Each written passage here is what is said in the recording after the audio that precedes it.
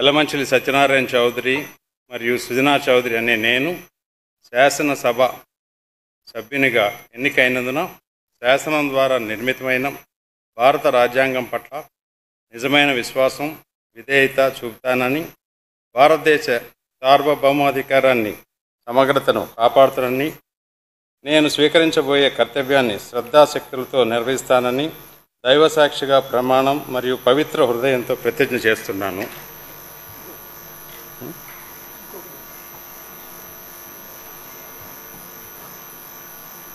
ఆంధ్రప్రదేశ్ శాసనసభ్యుడినైన యలమంచిలి సత్యనారాయణ చౌదరి మరియు సుజనా చౌదరి అనే నేను సభ నియమాలకు కట్టుబడి ఉంటానని, వాటిని అనుసరిస్తానని, సభా మర్యాదలను పాటిస్తానని, సాంప్రదాయాలను గౌరవిస్తానని దైవసాక్షిగా ప్రమాణం చేస్తున్నాను.